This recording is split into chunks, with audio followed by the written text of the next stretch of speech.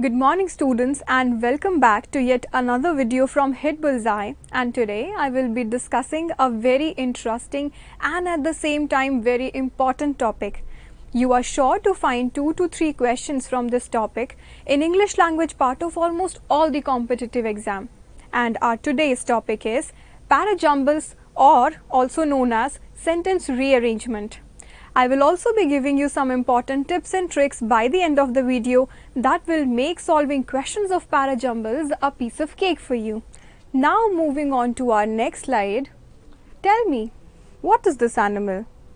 You must all be wondering, why has ma'am put on picture of this strange animal in a slide based on parajumbles? But trust me, it has its own relevance, which you will come to know of as we move on to other slides. Okay. So we have to name this animal by orderly arranging these alphabets in these empty boxes. I'm sure many of you know the name of this animal, but just for the ones who are not familiar with it, let me write the name. So this animal is known as armadillo. It's a placental mammal found in America or in American continent. India का ये native animal नहीं है, तो probably बहुत सारे लोग इससे familiar नहीं होंगे. Okay, so now moving on to our next slide. Now tell me, does this picture make any sense to you? Well, pieces of puzzles when scattered like this doesn't make sense to anyone, right? But they start making sense when arranged in an orderly way. They look more appealing, more logical when they are fitted together in an ordered way, right?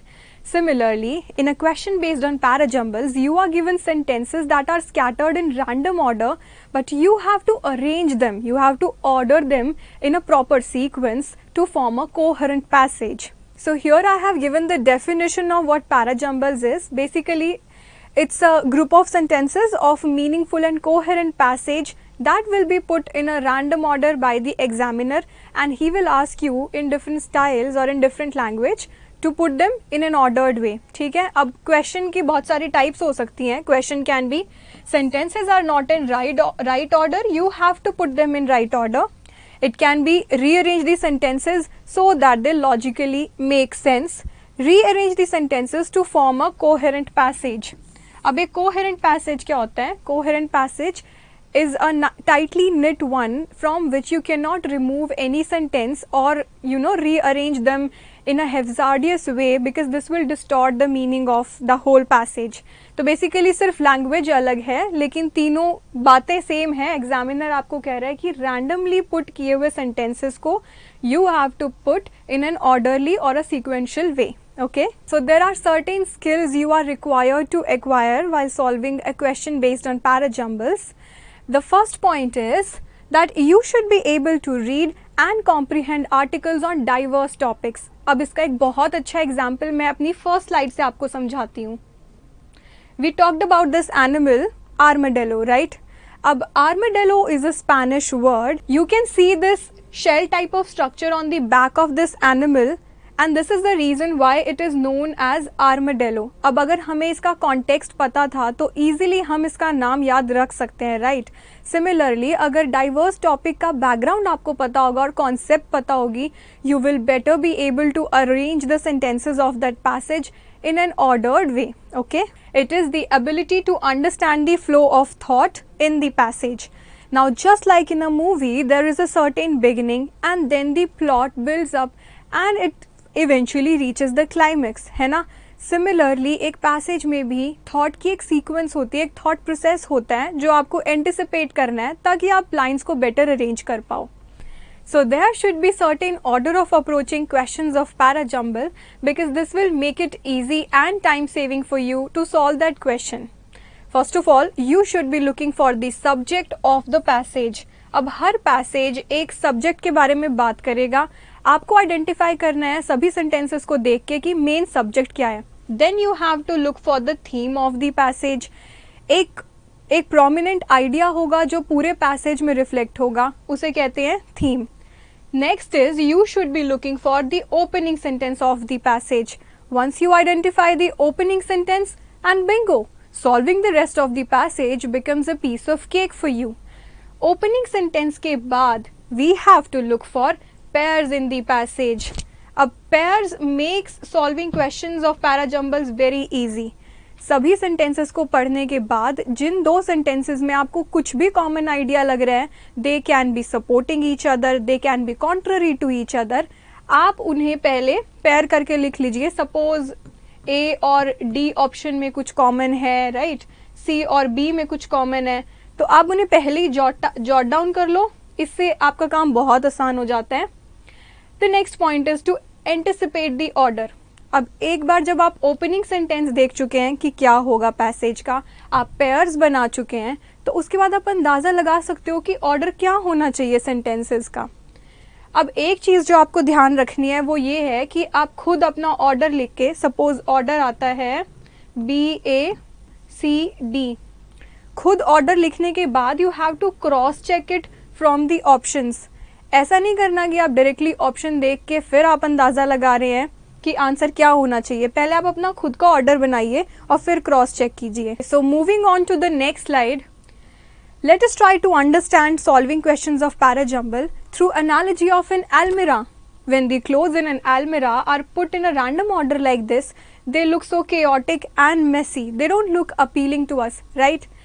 But when they are arranged in an orderly way, in a sequence, they look appealing, more beautiful, more logical to us. Similarly, when sentences are put in a random order, they look chaotic. हमें थोड़ा बहुत अंदाज़ा आ जाता है passage के sentences को देख के कि ये पैसेज बहुत एब्सर्ड लग रहा है ना, मेसी लग रहा है. तो हमें उन सेंटेंसेस को एक ऑर्डरली वे में रख के उसे मोर अपीलिंग, मोर लॉजिकल बनाना होता है. So now we will try to understand how to solve questions of parajumble with an example. I will be reading out the sentences for you and underlining the important or the trigger words. वो हमें help करेंगे passage को solve करने में. So the first sentence is, Barstow forgot and went to get her at the usual time. Every Monday, Aunt Hetty went to see her banker in the city and came home on the 5 o'clock train. Every Monday time specify कर रहा है and Aunt Hetty is a noun, तो ये हमारा subject है. When Hetty arrived and found no one there, she started walking home. One day, she told her husband, Barstow, that she would be back an hour earlier and to pick her up at the station. पहले every Monday की बात हुई, अब यहाँ one day की, यानी कि इस particular दिन की बात हुई.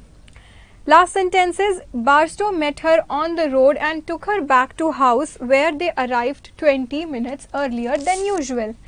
अब this cannot be the first sentence. Barstow forgot and went to get her at the usual time. इस सेंटेंस से हमें बैकग्राउंड ही नहीं पता चल रहा कि बात किस चीज़ के बारे में हो रही है. बार्स्टो जो है वो किसको भूल गया, राइट?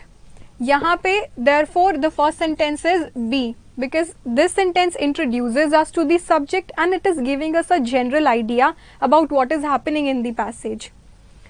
तो the second sentence can be logically D, because these two form a pair.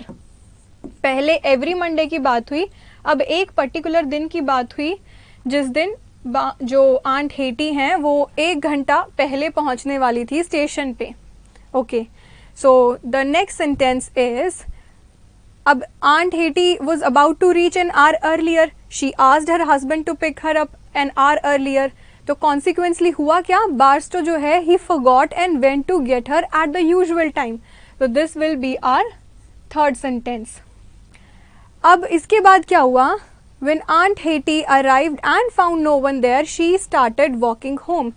Aunt Hetty ने खुद घर वापस आना शुरू कर दिया and once she had started walking and covered some miles back to her home, only then will her husband find her on the road, right? ये देखो यहाँ पर on the road.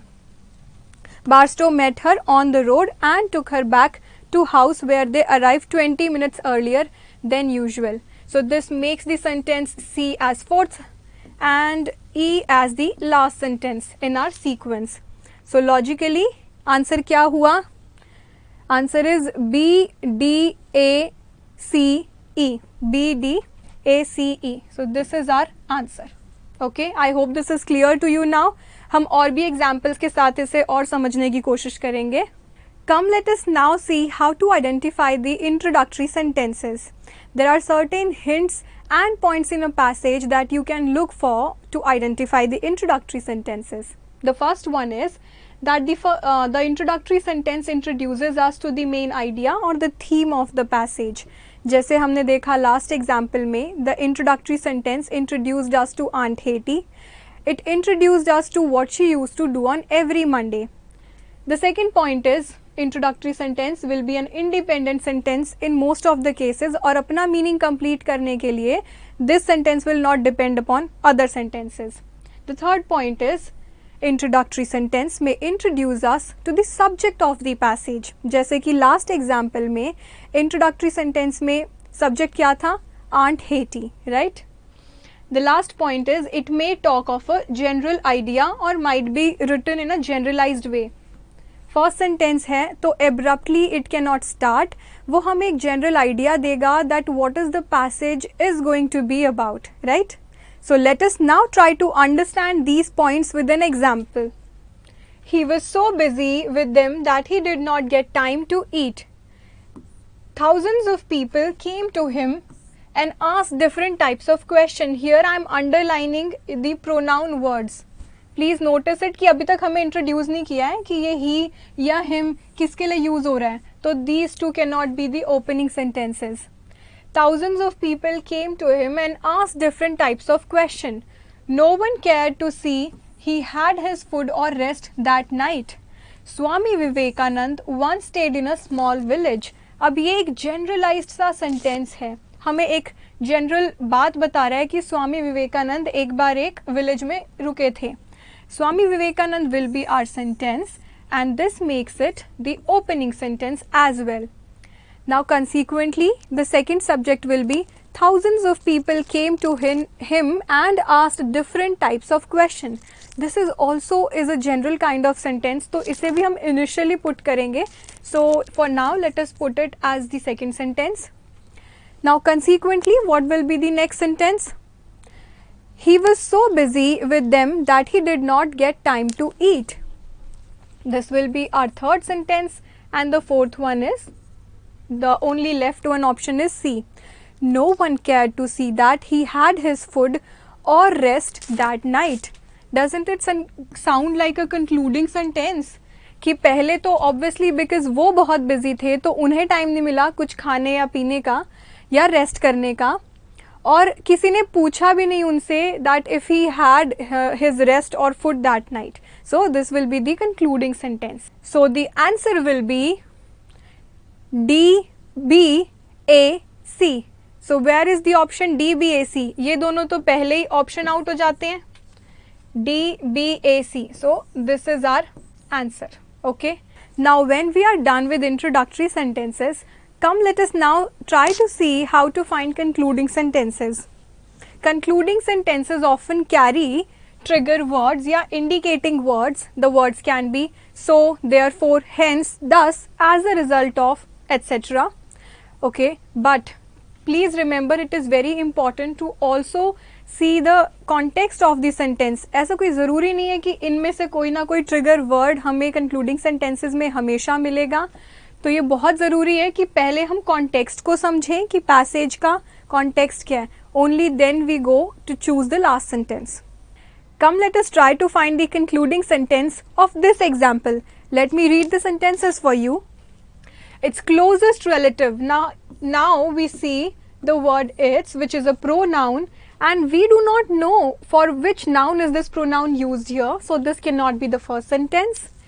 Its closest relative is psychopathy, but psychopathy is not characterized by malevolent joy at the suffering of others. अब यहाँ पे हमें बताया है कि it's closest relative is psychopathy, कि किसी चीज़ का क्लोजेस्ट रिलेटिव साइकोपैथी है. अब वो कौन सी चीज़ है, we are yet to find it. Maybe you will find it in the other sentence. Will see to it. Okay, अब psychopathy, what is psychopathy? Psychopathy is a mental illness in which a person behaves anti-moral, anti-social or individualistically. Okay. Malevolent is जिसे दूसरों की ill will से pleasure मिले, जो दूसरों का बुरा सोचता है. Its antonym is benevolent, which is doing goodwill to others. So malevolent is inflicting pains to other. The second sentence is, in spite of widespread belief about its existence, sadism is so rare that it is not even an official psychiatric diagnosis.